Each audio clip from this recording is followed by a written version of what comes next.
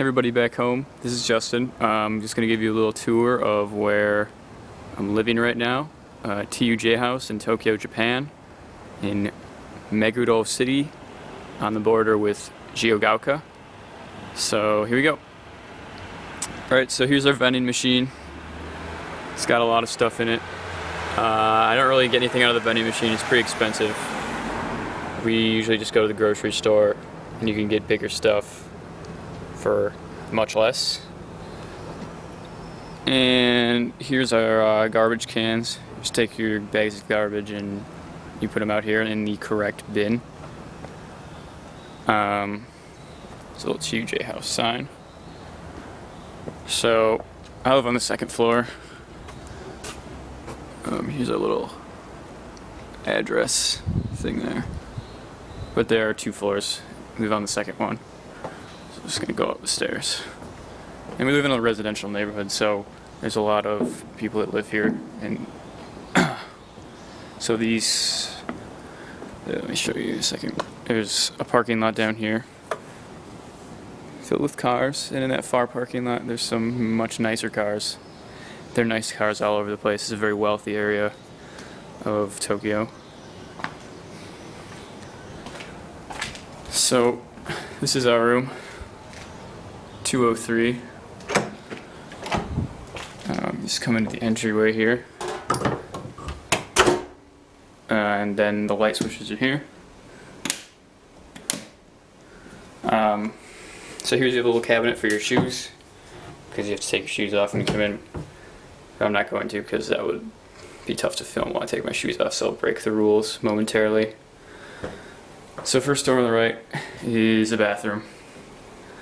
There's a couple outlets, pretty standard, mirror.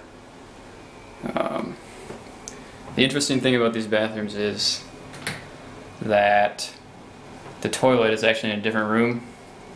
There's a tub in here, and you just shower on the floor, and there's a drain there, and there's a place for all your stuff. And if you want to relax, you go in the tub, but if you want to just shower off, you stand on the floor. Yep, so here's the bathroom. What's weird about Japanese toilets is that when you flush, you wash your hands in the little sink up there. The water's really cold though, so sometimes, depending on how I feel, I'll just go in the bathroom and wash my hands off. So water's freezing. And this is the kitchen. So you've got pretty much everything you'd ever need to cook. Well, not anything you'd ever need, but you have the essentials. Instead of a toaster, we have this little toaster oven. It's called the Sanyo Big Cabin. Open it up. There's different settings for different foods. It gives you a few instructions on the bottom, but mostly you just kind of figure it out on your own. We have some chopsticks there. We got them for pretty cheap. There's expensive chopsticks and there's cheap chopsticks, and we definitely bought the cheap ones. And here's our refrigerator. We have a bunch of noodles, butter, a few carrots.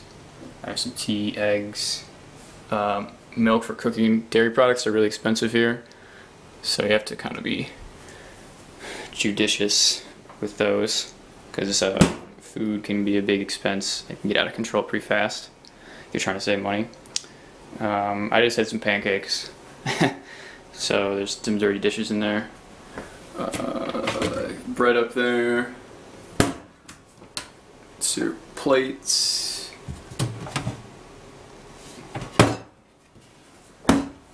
Cutting board, pan,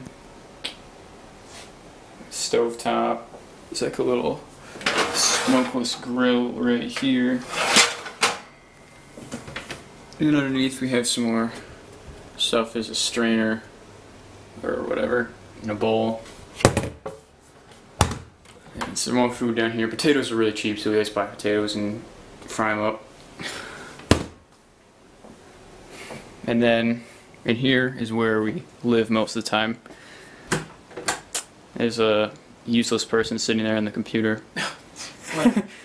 He doesn't really do anything. Yeah, this is where we live. It's a bunk bed. Just kind of woke up, so no, I never make the bed anyway, so there's nothing unusual there. Keep stuff up there. You got some drawers. It's a closet in here with some shelves and some storage. Otherwise, it's a pretty plain room. This is for study abroad students, so nobody's really decorating or buying a whole lot of stuff. We get a TV, but ours is unplugged to make room for our computers.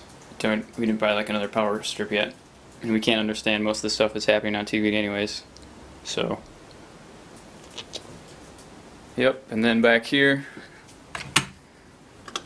this opens up, and there's this garden that we are not allowed to go in. I think that has something to do with students in the past, but we weren't really told that people just get angry if we go in there. It's a pretty nice view. It's actually very quiet here. There's a main road like 2 or 3 blocks down, but you'd never know. You step about half a block off and it's dead silent. If you live on the first floor, you get a little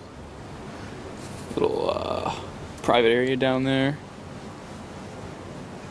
But we just have our balcony, so that pretty much does it. There's not really that much to see. It's pretty small, so that'll be it.